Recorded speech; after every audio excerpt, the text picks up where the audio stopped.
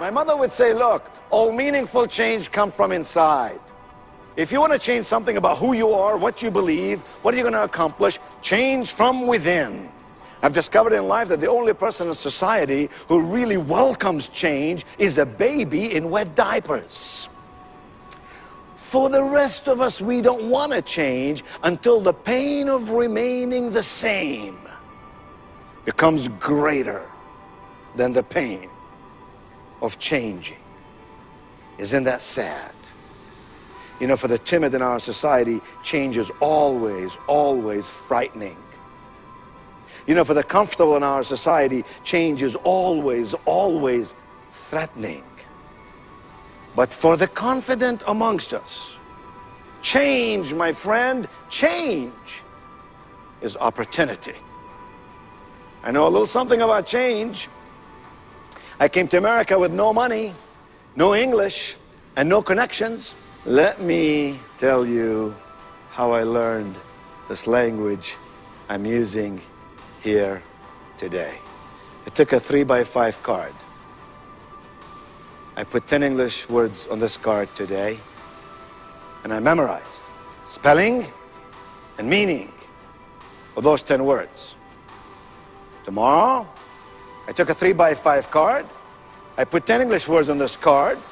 I memorized the spelling and meaning of those 10 words as I reviewed the 10 words from the day prior. Like Aristotle said, excellence is not an act. Oh no. Excellence is a habit. The next day, I took a 3x5 card. You're getting the idea. I gave myself Sunday off. By Saturday, I was learning 10 English words and reviewing 50 from Monday, Tuesday, Wednesday, Thursday, and Friday. The average American has some 5,000 words in his or her vocabulary. I have in mind 3,120 words. That will be 60 words a week multiplied by 52 weeks. Take 3,120, divide them over 5,000. That'll give you 62.5%. That's what I have in my vocabulary. 62.5% of what the average American possesses in his or her vocabulary. You would call me disadvantaged, handicapped, linguistically speaking. Here is my point. Nobody could ever whine to me about why they can't achieve their dreams. I meet men and women every day who let their fears overcome their dreams. Life is lived best when you set yourself at the goal. And so my mother said, all meaningful change comes from within. Have you noticed in your life that every single improvement in your life comes as a result of change? I mean, any improvement that ever comes in your life is there because you changed something. I am not advocating change for the sake of change. Very often change does not inure improvement, but improvement is always the result of change.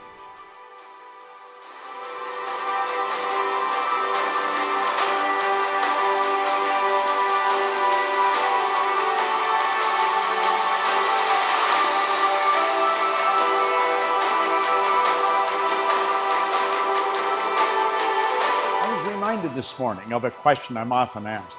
How do you eliminate fear from your life? And you know, I don't think you ever do. I think you become courageous. You see, courageous people are not people without fear. Courageous people are people that face the things they fear. There's no courage without fear.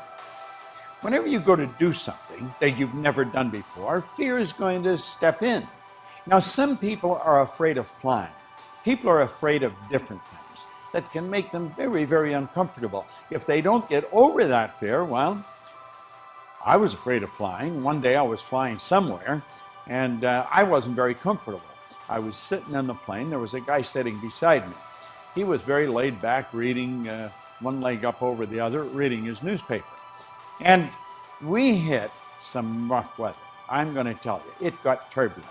That plane was bouncing all over the place. This guy's there holding his paper, and he never skipped a breath. I was gripping onto the seats, and he just kept reading. When the flight finally smoothed out, I looked over at him, and I hadn't even spoken to him up until that point, and I said, "Pardon me, how come you weren't scared back there?" He smiled, and he said, "Well," he said, "I fly these things. In fact, I train people to fly these things." I said, "You know, I can't understand why this plane doesn't fall right out of the sky. I mean, why it doesn't go straight down. He started to laugh and he said, you can fly a rock if you've got enough thrust behind it. When he said that, I could see myself throwing a rock, and the rock was flying. You never think of a rock flying when you throw it, but the rock was flying. As long as there's thrust, the rock will fly. Then I got to thinking there's millions of pounds of thrust in these big engines. And you know something? I've never been uncomfortable since.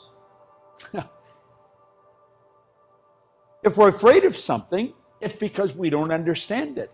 Fear is caused by ignorance, the unknown. But when you understand it, you know, fear leaves. Go study the principle of flight. See how the air is wrapped around the wings. It's wrapped around the wings. It holds the plane up there. Don't permit fear to control your life. Absolutely refuse to. Someone said, fear knocked on the door, faith opened it, and there was no one there. You see, you eliminate fear through intelligent action.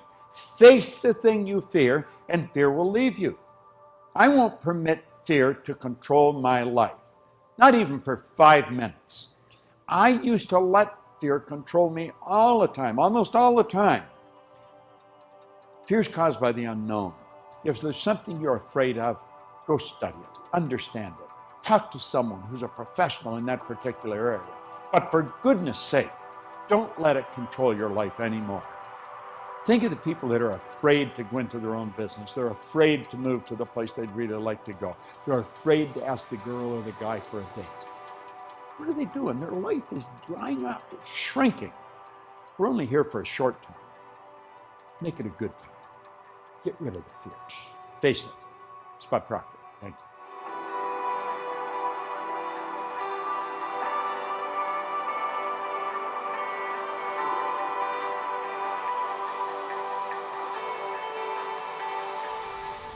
There seems to be a few determining factors for those who overcome. First of all, they've committed themselves, and commitment prepares you to meet obstacles and downfalls.